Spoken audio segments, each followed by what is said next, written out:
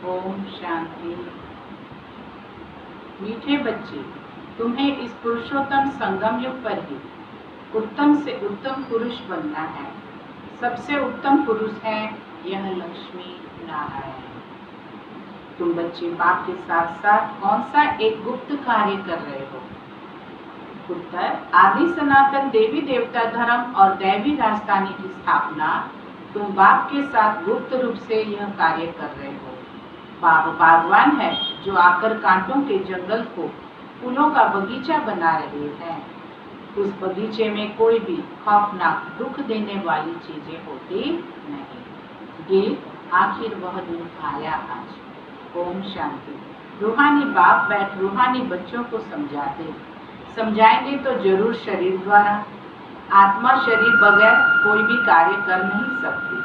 रूहानी बाप को भी एक ही बार पुरुषोत्तम संगम युग पर शरीर लेना पड़ता है।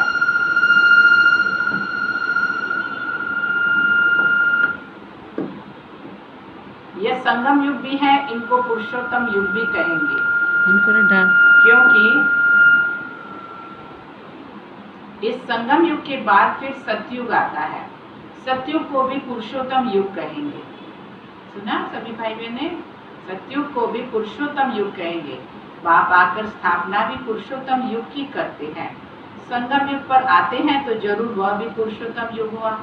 यहाँ ही बच्चों को पुरुषोत्तम बनाते हैं। फिर तुम पुरुषोत्तम नई दुनिया में रहते हो। पुरुषोत्तम अर्थात उत्तम से उत्तम पुरुष यह राधे कृष्ण अथवा लक्ष्मी नारायण है। यह ज्ञान भी तुमको है और धर्म वाले भी मानेंगे बरोबर यह हेवन के मालिक हैं। भारत की बड़ी भारी महिमा है, परंतु भारतवासी खुद नहीं जानते। कहते भी है ना फलाना स्वर्गवासी हुआ, परंतु स्वर्ग क्या चीज है यह समझते नहीं। आप ही सिद्ध करते हैं स्वर्ग गया, इसका मतलब नर्क में था। हेवन तो जब बाप स्थापन करे, वह तो नई दुनिया को ही कहा जाता है। दो चीजें हैं ना, स्वर्ग और नर्क। मनुष्य तो स्वर्ग को लाखों वर्ष कह देते हैं। तुम बच्चे समझते हो कल स्वर्ग था, इनों की राजाई थी, फिर बाप से वर्षा ले रहे हो। बाप कहते मीठे लाडले बच्चे, तुम्हारी आत्मा पतित है इसलिए हेल में ही है। कहते भी हैं अभी कलयुग के 40,000 वर्ष बाकी है, तो जरूर कलयुग वासी कहेंगे ना। पुरानी दुनिया तो है ना। मनुष्य बेचारे घोर अंधियारे में है। पिछाड़ी में जब आग लगेगी तो यह सब खत्म हो जाएंगे। तुम्हारी प्रीत बुद्धि है, नंबरवार पुरुषार्थ अनुसार जितना प्रीत बुद्धि होगी उतना ऊंच पद पाएंगे। सवेरे उठकर बहुत प्यार से बाप को याद करना है। भल प्रेम के आंसू भी आए, क्योंकि बहुत समय के बाद बाप आकर मिले हैं। बाबा आप आकर हमको दुखों से छुड़ाते हो। हम विषय सागर में गोते खाते कितना दुखी होते आए हैं। अभी तुमको बाबा ने सारे चक्र का राज समझाया है कि मूल वतन क्या है, वह भी आकर बताया है। पहले तुम नहीं जानते थे। इसको कहते ही है कांटों का जंगल। स्वर्ग को कहा जाता है गार्डन ऑफ अल्लाह, फूलों का बगीचा। बाप को बागवान भी कहते। तुमको फूल से फिर कांटा कौन बनाते? रावण। तुम बच्चे समझते हो भारत फूलों का बगीचा था, अब जंगल है। जंगल में जानवर बिच्छू आदि। सतयुग में कोई खौफनाक जानवर होते नहीं। शास्त्रों में तो बहुत बातें लिखी। कृष्ण को सत में डसा, यह हुआ। कृष्ण को फिर द्वापर में ले गए। बाप ने समझाया है भक्ति बिल्कुल अलग चीज है। ज्ञान सागर एक ही बाप है। ऐसे नहीं कि ब्रह्मा विष्णु शंकर ज्ञान के सागर हैं, नहीं। पतित पावन एक ही ज्ञान सागर को कहेंगे। ज्ञान से ही मनुष्य की सद्गति होती। सद्गति के स्थान है दो, मुक्ति धाम और जीवन मुक्ति धाम। अभी तुम बच्चे जानते हो यह राजधानी स्थापन हो रही, परंतु गुप्त। बाप आकर आदि सनातन देवी देवता धर्म की स्थापना करते, तो सब अपने अपने मनुष्य चोले में आते हैं। बाप को अपना चोला तो है नहीं, इसलिए इनको निराकार गॉड फादर कहा जाता है। बाकी सब है साकारी। इनको कहा जाता है इनकॉर्पोरियल गॉड फादर। बाबा इनकॉर्पोरियल है तो हम कौन है? हम इनकॉर्पोरियल आत्माओं का वह इनकॉर्पोरियल गॉड फादर है। तुम आत्माएं भी वहां रहती, बाप भी वहां रहती हैं, परंतु है गुप्त। बाप आकर आदि सनातन देवी देवता धर्म की स्थापना करते। मूल वतन में कोई दुख नहीं। बाप कहते तुम्हारा कल्याण है ही एक बात में, बाप को याद करो, मन मना भव। बस बाप का बच्चा बना, बच्चे को वर्षा अंडरस्टूड है, अलग को याद किया तो वर्षा जरूर है। सतयुगी नई दुनिया का बाबा को याद किया तो बाबा कहता है सतयुग का वर्षा जरूर। इस पतित दुनिया का विनाश भी जरूर होना ही है, अमरपुरी में जाना ही है। अमरनाथ तुम पार्वतियों को अमर कथा सुना रहे। तीर्थों पर कितने मनुष्य जाते हैं, अमरनाथ पर कितने जाते, वहां है कुछ भी नहीं, सब है ठगी, सच की गति भी नहीं। गाया भी जाता है झूठी काया झूठी माया, इसका भी अर्थ होना चाहिए, यहाँ है ही झूठ। यह भी ज्ञान की बात है, ऐसे नहीं कि ग्लास को ग्लास कहना झूठ है। बाकी बाप के बारे में जो कुछ बोलते हैं वह झूठ बोलते हैं, सच बोलने वाला एक ही बाप है। अब तुम जानते हो बाबा आकर सच्ची सच्ची सत्यनारायण की कथा सुनाते हैं। झूठे हीरे मोती भी होते हैं ना, आजकल झूठ का बहुत शो है, उनकी चमक ऐसी होती है सच्चे से भी अच्छे। यह झूठे पत्थर पहले नहीं थे, पिछाड़ी में विलायत से आए हैं। झूठे सच्चे साथ मिला देते पता नहीं पड़ता। फिर ऐसी चीजें भी निकली जिससे परखते हैं कि मोती भी ऐसे झूठे निकले जो जरा भी पता नहीं पड़ सकता। अब तुम बच्चों को कोई संशय नहीं, संशय वाले फिर आते ही नहीं। प्रदर्शनी में कितने ढेर आते, बाप कहते अब बड़े बड़े दुकान निकालो, यह एक ही तुम्हारा सच्चा दुकान है, तुम सच्ची दुकान खोलते हो। बड़े बड़े सन्यासियों के बड़े बड़े दुकान होते हैं जहाँ बड़े बड़े मनुष्य जाते हैं। तुम भी बड़े बड़े सेंटर खोलो। भक्ति मार्ग की सामग्री बिल्कुल अलग, ऐसे नहीं कहेंगे कि भक्ति शुरू से ही चली आई है, नहीं। ज्ञान से होती है सदगति अर्थात दिन। वहाँ संपूर्ण निर्विकारी विश्व के मालिक थे। मनुष्यों को ये पता भी नहीं कि यह लक्ष्मी नारायण विश्व के मालिक थे। सूर्यवंशी चंद्रवंशी और कोई धर्म होता नहीं। बच्चों ने गीत भी सुना। तुम समझते हो आखिर वह दिन आया आज संगम का, जो हम आकर अपने बेहद के बाप से मिले, बेहद का वर्षा पाने लिए पुरुषार्थ करते। सत्युग में तो ऐसे नहीं कहेंगे आखिर वह दिन आया आज। वे लोग समझते हैं बहुत अनाज होगा, यह होगा, समझते स्वर्ग की स्थापना हम करते, समझते स्टूडेंट का नया ब्लड है, ये बहुत मदद करेंगे, इसकी गवर्नमेंट बहुत मेहनत करती है उन्हों पर कि भाई इस कलयुग में भी सत्युग हो। और फिर पत्थर आदि भी वही मारते हैं वही बच्चे। हंगामा मचाने में पहले पहले स्टूडेंट ही आगे रहते, वह बड़े होशियार होते, उनका न्यू ब्लड है। अब न्यू ब्लड की तो बात नहीं, वह है ब्लड कनेक्शन। अब तुम्हारा यह है रूहानी कनेक्शन। कहते हैं ना बाबा हम आपका 2 मास का बच्चा हूँ। कई बच्चे रूहानी बर्थडे मनाते, ईश्वरीय बर्थडे ही मनाना चाहिए, वह जिस्मानी बर्थडे कैंसिल कर देना चाहिए। हम ब्राह्मणों को ही खिलाएंगे, मनाना तो यह चाहिए ना। वह है आसुरी जन्म, यह है ईश्वरीय जन्म, रात दिन का फर्क है। परंतु जब निश्चय में बैठे, ऐसे नहीं ईश्वरीय जन्म मनाकर फिर जाए आसुरी जन्म में पड़े, ऐसा भी होता।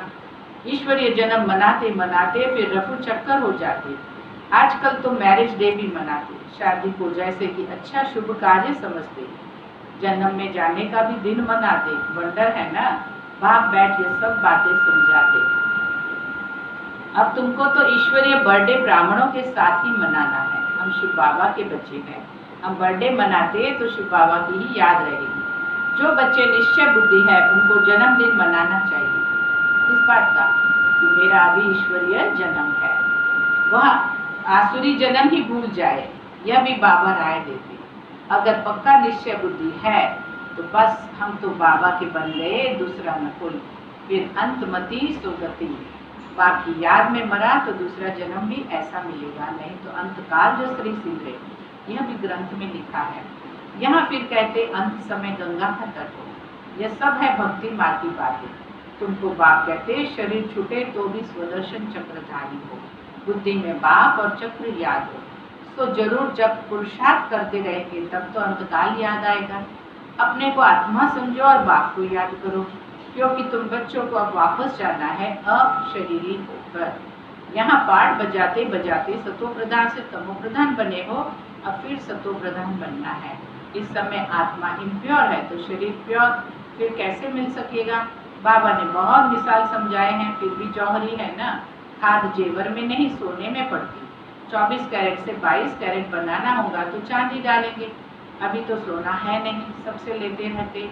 आजकल नोट भी देखो कैसे बनाते, कागज भी नहीं है। बच्चे समझते हैं कल कल ऐसा होता आया है, पूरी जांच रखते हैं, लॉकर्स आदि खुलाते हैं, जैसे किसकी तलाशी आदि ली जाती है ना। तो गायन भी है, किनकी दबी रही धूल में किनकी राजा खाए, आग भी जोर से लगती है। तुम बच्चे जानते हो यह सब होना है, इसलिए बैग बैगेज तुम भविष्य के लिए तैयार कर रहे हो।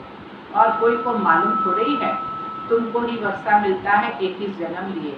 तुम्हारे ही पैसे से भारत को स्वर्ग बना रहे हैं, जिसमें फिर तुम ही निवास करेंगे। तुम बच्चे अपने ही पुरुषार्थ से आप ही राज तिलक लेते हो। गरीब निवास बाबा स्वर्ग का मालिक बनाने आए हैं, लेकिन बनेंगे तो अपनी पढ़ाई से, कृपा या आशीर्वाद से नहीं। टीचर का तो पढ़ाना धर्म है, कृपा की बात नहीं। टीचर को गवर्नमेंट से पगार मिलती तो जरूर पढ़ाएंगे, इतना बड़ा इजाफा मिलता है। पद्मा पदम पति बनते हो, कृष्ण के पांव में पदम की निशानी देते। तुम यहाँ आए हो भविष्य में पदम पति बनने, इतनी बड़ी बात बाबा ने कही है, सुना? तुम बहुत सुखी सावकार अमर बनते हो, काल पर विजय पाते हो। इन बातों को मनुष्य समझ नहीं सके। तुम्हारी आयु पूरी हो जाती है, अमर बन जाते हो। उन्होंने फिर पांडवों के चित्र लंबे चौड़े बना दिए। समझते पांडव इतने लंबे थे, अब पांडव तो तुम हो, कितना रात दिन का फर्क है। मनुष्य कोई जास्ती लंबा तो होता नहीं, 6 फुट का ही होता। भक्ति मार्ग में पहले पहले शिव बाबा की भक्ति होती है, वो तो बड़ा बनाएंगे नहीं। पहले शिव बाबा की अव्यभिचारी भक्ति चलती, फिर देवताओं की मूर्तियां बनाते, उनके फिर बड़े बड़े चित्र बनाते हैं, फिर पांडवों के बड़े बड़े चित्र बनाते हैं। ये सब पूजा के लिए चित्र बनाते हैं।